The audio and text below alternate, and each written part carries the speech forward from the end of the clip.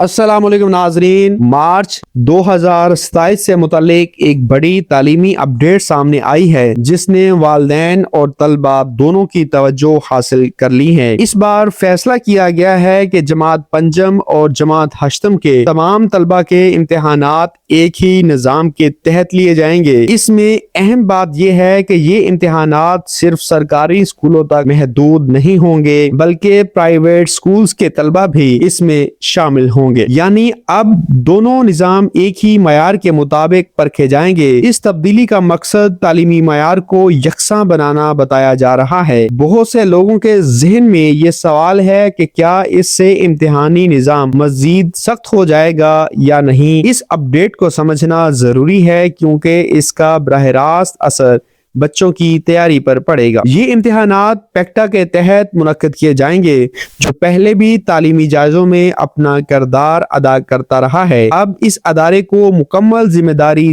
دی گئی ہے کہ وہ تمام مضامین کے امتحانات کا انعقاد کرے۔ اس میں اردو، انگلش، ریاضی، سائنس سمیت دیگر مضامین شامل ہوں گے۔ اہم بات یہ ہے کہ سوالیہ پرچے ایک ہی معیار کے مطابق تیار کیے جائیں گے تاکہ کسی بھی طالب علم کے ساتھ فرق نہ ہو۔ اس فیصلے سے یہ بھی واضح ہو گیا ہے کہ اب پرائیویٹ اسکول کو بھی وہی تعلیمی معیار اپنانا ہوگا جو سرکاری سطح پر لاگو ہے۔ اس کے ساتھ ساتھ امتحانی نگرانی بھی سخت ہونے کا امکان ظاہر کیا جا رہا ہے۔ اس سے نقل کے امکانات کم کرنے کی کوشش کی جائے گی۔ بہت سے والدین کے ذہن میں یہ سوال آ رہا ہے کہ آیا بچوں کے لیے نصاب میں کوئی بڑی تبدیلی ہوگی یا نہیں۔ اس حوالے سے واضح کیا گیا ہے کہ نصاب وہی رہے گا جو پہلے سے پڑھایا جا رہا ہے، تاہم امتحان لینے کا طریقہ کار زیادہ منظم ہوگا۔ مثال کے طور پر ایک پرائیویٹ اسکول کا طالب علم اور ایک سرکاری اسکول کا طالب علم ایک ہی پرچے کے ذریعے اپنی صلاحیت ثابت کرے گا۔ اس سے دونوں کے درمیان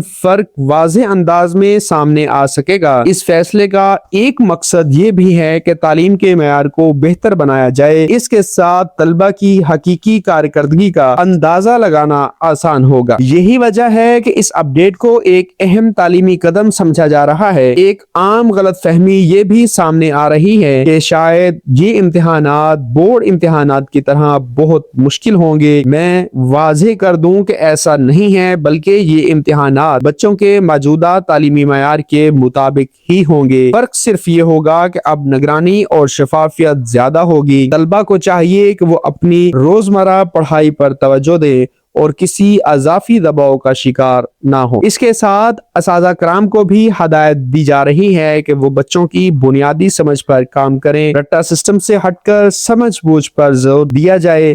اس سے مستقبل میں طلبہ کی کارکردگی بہتر ہونے کی توقع ہے۔ آخر میں یہی کہا جا سکتا ہے کہ مارچ 2027 کے یہ امتحانات تعلیمی نظام میں ایک بڑی تبدیلی کی علامت ہیں جو سرکاری اور پرائیویٹ فرق کو کم کرنے کی کوشش کر رہی ہے۔ اس اپڈیٹ کو سنجیدگی سے لینا ضروری ہے تاکہ بچوں کی تیاری بہتر طریقے سے ہو سکے۔ اگر یہ معلومات مفید لگی ہوں تو ویڈیو کو لائک کریں، دوسروں تک شیئر کریں تاکہ زیادہ لوگوں تک درست معلومات پہنچ سکے۔